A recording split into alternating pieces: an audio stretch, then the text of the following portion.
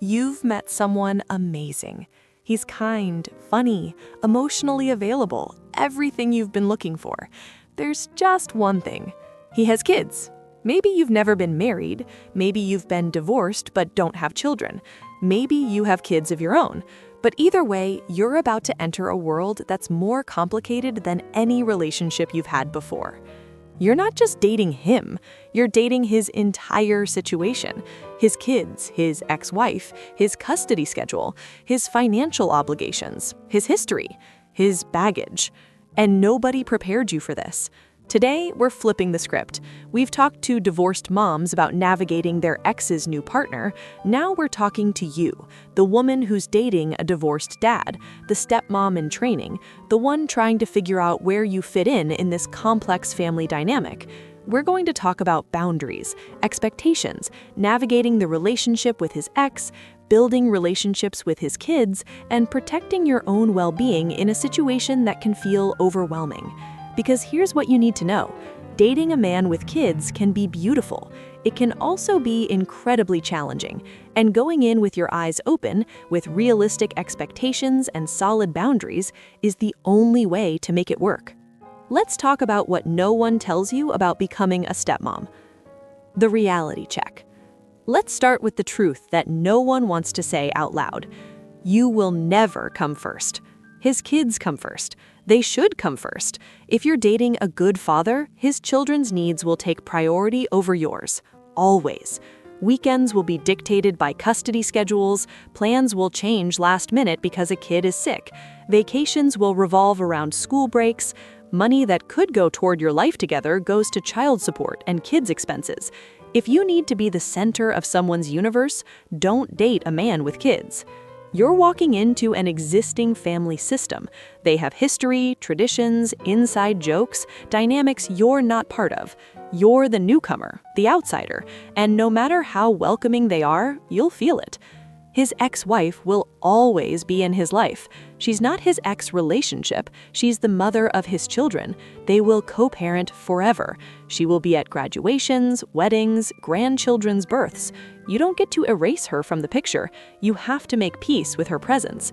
The kids might not like you, especially at first. They might be hostile, cold, or indifferent. They might blame you for the divorce even if you met him years after. Their acceptance is not guaranteed. You'll have zero authority and lots of responsibility. You might cook for them, drive them places, help with homework, but you won't get to make real decisions about their lives. You'll do the work of parenting without the power, and that's frustrating. Blended families are hard. The fantasy is Brady Bunch. The reality is complicated, messy, and requires constant communication, flexibility, and grace. Most blended families take years to gel, if they ever fully do. If you're still reading and not running away, good. These challenges are real, but they're also manageable with the right approach. Sophia's story. Entering the situation. Sophia started dating Mark 2 years after his divorce. He had 2 kids, ages 7 and 10. She'd never been married, had no kids of her own. She fell in love with him quickly. He was everything she wanted, and she loved the idea of being a bonus mom. She'd always wanted kids but hadn't found the right partner. This seemed perfect. The first few months were great. She'd meet the kids occasionally, they were polite. She and Mark had a beautiful relationship when it was just them. Then things got serious. She started spending time at his house on his custody weekends, and reality hit. The kids were less polite when she was there regularly. They'd ignore her, interrupt when she was talking to their dad, make it clear she was intruding on their time with him. His ex-wife started texting more, often at inappropriate times. She'd call during their dates about non-urgent things. She clearly didn't like that Mark had moved on. Mark expected Sophia to help with the kids, make dinner, handle bedtime routines, but when she tried to enforce any rules or boundaries, the kids would say, "You're not my mom," and Mark would back them up to keep the peace. Sophia felt like she had all the responsibilities of parenting with none of the respect or authority. She felt like an outsider in the relationship. She felt resentful. She almost walked away, but instead she sat down with Mark and had the hardest conversation of their relationship. She told him, "I love you, I care about your kids, but I need boundaries. I need you to support me in front of your kids. I need dedicated time just for us that doesn't get interrupted by your ex unless it's a real emergency. I need a defined role that we agree on together. Otherwise, I can't do this." Mark was defensive at first. He accused her of not understanding how hard it was to be a divorced dad, but Sophia held firm. "I'm not asking you to choose me between you and your kids. I'm asking you to create space for me in your life while still being a good father. If you can't do that, we're not compatible." That conversation changed everything. Mark started setting boundaries with his ex about communication. He supported Sophia more in front of the kids. He carved out time for just the two of them. He included her in discussions about household rules, so she wasn't blindsided. It wasn't perfect. The kids still had moments of hostility, his ex still caused drama sometimes, but Sophia felt like a partner instead of an accessory. 5 years later, they're married. The kids call her by her first name, but they have a good relationship. She's found her role, not their mother, but a caring adult in their lives who supports their dad and shows up for them. Sophia told us, "The key was establishing boundaries early. If I'd kept accepting crumbs and hoping it would get better, I'd have burned out and left. By demanding the respect and space I needed, we built something sustainable." Boundaries you need to set. Let's talk about specific boundaries that successful stepmoms establish. Boundary 1.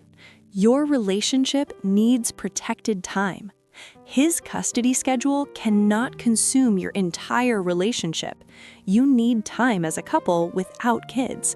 Regular date nights on his kid-free weeks. Occasional weekends away. Time to nurture your relationship.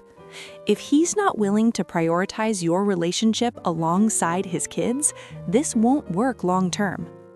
Boundary 2. Communication with his ex needs limits. Emergency communication is appropriate anytime. Non-emergency co-parenting communication should happen during reasonable hours and not intrude on your time together. He shouldn't be texting his ex throughout your dinner. He shouldn't be taking her calls at bedtime unless a child is sick or hurt. Boundaries are healthy for everyone. Boundary 3. You're not free childcare. You can choose to help with the kids because you care about them and want to support your partner, but it shouldn't be an expectation or obligation. You're not the nanny. Your time and energy have value. If you're doing parenting work, you should have parenting input. Boundary 4. Your role needs to be defined. Sit down with your partner and discuss what's your role with the kids. What authority do you have? What's expected of you? What decisions can you make? Without clarity, you'll constantly be overstepping or understepping, and everyone will be frustrated. Boundary 5. You get to opt out sometimes. You don't have to attend every single kid event. You don't have to be at every family gathering. You're allowed to have a life separate from his kids, and that doesn't make you a bad stepmom.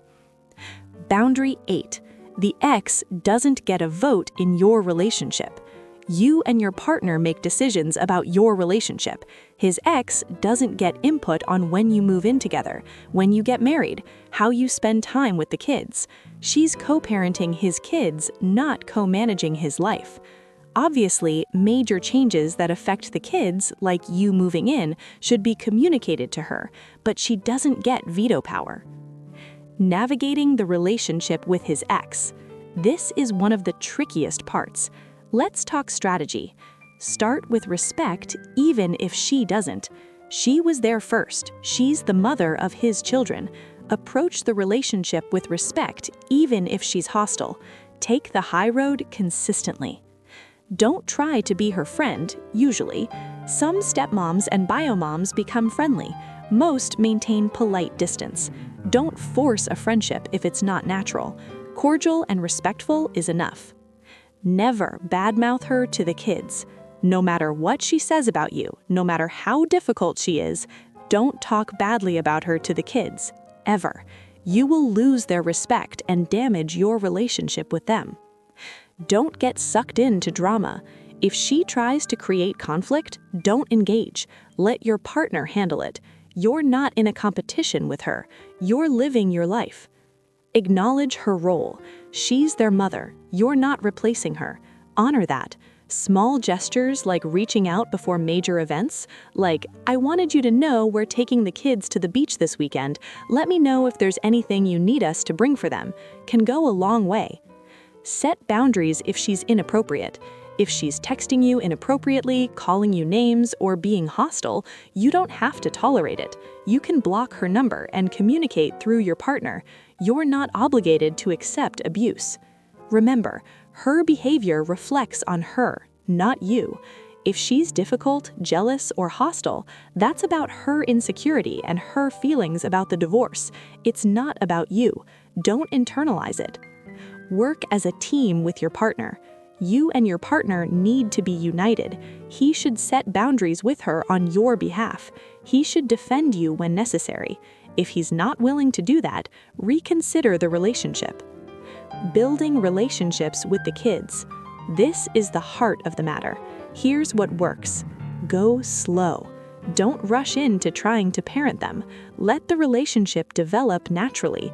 Be friendly, warm, and present, but don't force it. Follow their lead. Some kids warm up quickly, others take years. Let them set the pace. Don't demand affection or connection. Earn it over time.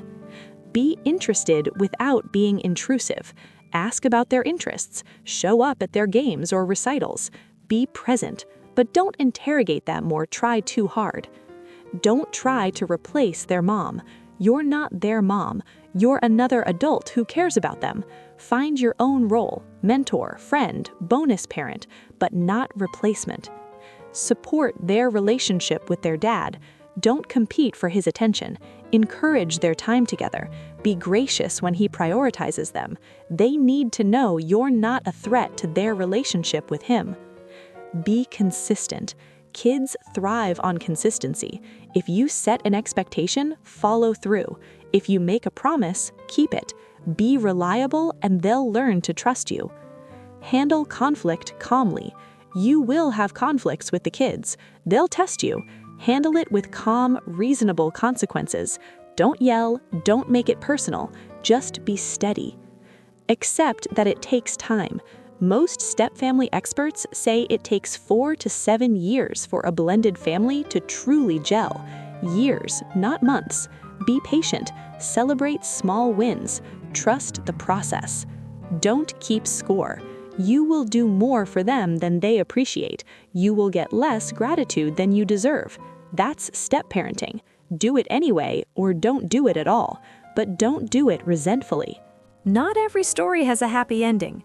Megan dated a divorced dad for 3 years and eventually walked away. She loved him, but his kids were openly hostile to her for the entire 3 years. His ex was vindictive, constantly creating drama. And worst of all, he wouldn't set boundaries with either of them. He expected Megan to tolerate disrespect from his teenagers. He expected her to accept last-minute cancellations when his ex needed something. He expected her to help with parenting, but undermined her when she tried to set any expectations. Megan kept thinking it would get better. She kept hoping he'd step up. She kept believing love would be enough. But after 3 years of being disrespected by his kids, manipulated by his ex, and unsupported by him, she realized it wasn't going to change. This was the relationship, and she deserved better. Walking away was the hardest thing she'd ever done. She loved him, but she loved herself more. Megan told us, "I learned that loving someone isn't enough. They have to be willing to create space for you in their life." His kids and ex took up 100% of his emotional energy. There was nothing left for me, and I couldn't live like that. She said the red flag she ignored was his inability to set boundaries. He said he loved me, but he never backed it up with action. He never stood up for me. He never protected our relationship. Love without boundaries is just words. Megan's now dating someone without kids and says she'll never date a divorced dad again. Not because it's impossible, but because it requires a level of emotional maturity and boundary setting that's rare, and she's not willing to settle for less again. Her story is a reminder. You can do everything right, and it still might not work, and that's okay. You're allowed to walk away from a situation that's not serving you, even if you love the person. Protecting your well-being. Here's how to protect yourself while dating a man with kids. Maintain your own life. Don't give up your friends, hobbies, or identity to accommodate his family. You need your own space, your own joy, your own life outside this relationship. Get support. Join stepmom support groups online or in person. Talk to a therapist. Connect with other women navigating blended families. You need people who understand. Check in with yourself regularly. Are you happy? Are you growing? Are you respected? Or are you shrinking, resentful, and exhausted? Be honest about whether this relationship is adding to your life or draining it. Know your deal breakers. What will you absolutely not tolerate? Disrespect? Not having boundaries with his ex? Being excluded from decisions? Know your limits and stick to them. Don't sacrifice yourself. You cannot love someone into changing. You cannot fix his family dynamics. You can only control your behavior and boundaries. Don't lose yourself trying to make this work. Ending. Here's what I want to ask you today. If you're dating a man with kids, or you've been a stepmom, what's the best piece of advice you've received? What do you wish you'd known at the beginning? And if you're considering dating a divorce gad, what are your biggest concerns or questions? Share in the comments. This community includes women on all sides of this equation: divorced moms, stepmoms, women considering it. We can learn from each other's experiences. Because here's the truth. Dating a man with kids can be incredibly rewarding. You can build a beautiful blended family. You can have a loving relationship with his children.